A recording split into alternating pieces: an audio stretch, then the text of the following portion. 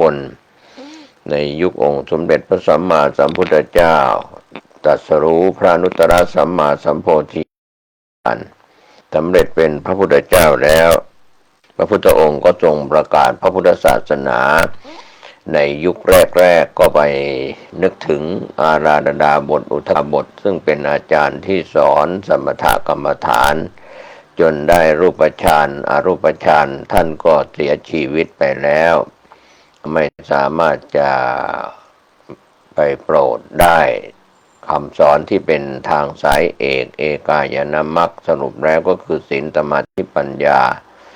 ที่แสดงไว้ในธรรมจักรกับปวัตตนสูตรเมื่อมองหาผู้ที่จะรับฟังคำสอนที่เป็นสาวกสังโฆก็มองไปที่ผู้อุปถากปัญจวัคคีย์ทั้งห้าโกณฑัญญวัปปะพัทธิยมหานามะอัสสชิซึ่งดูแลปฏิบัติวัฏถากในการที่แสวงหาโมกขธรรมทรมานพระวรกายของพระองค์จากอดข้าวอดน้ำอดพระกยาหารจนพระวรกายสู้ผอมแล้วก็ยังไม่ได้บรรลุธรรมในส่วนของพระอินทร์ซึ่งเป็นเทวดาก็ลงมาดีดพิณเสียงพิณสามสายสายหนึ่งตึงเกินไปก็ไม่ไพเราะสายหนึ่งหย่อนเกินไปก็ไม่ไพเราะสายหนึ่งอยู่กลางๆไม่ตึงไม่หย่อนก็เสียงไพเราะเพราะพริ้งก็ได้สดับเสียงพิณจากอมนุษย์ที่เป็นเทวดาพระอินทร์ได้ดีดพิณแล้วก็ได้มองเห็นความหมายความสำคัญว่า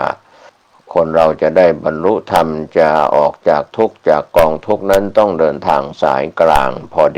ดีไม่มากเกินไปไม่น้อยเกินไปดังนั้นการฉันพระกยาหารของพระองค์นั้นที่ทรมานพระวรกายยาวนานจนสู้ผอมถ้าเราเคยเห็นภาพที่เป็นบุคลาธิฐานก็สู้ผอมเรียกว่าหนังติดกระดูกอะไรอย่างนี้ก็เป็นเรื่องที่โย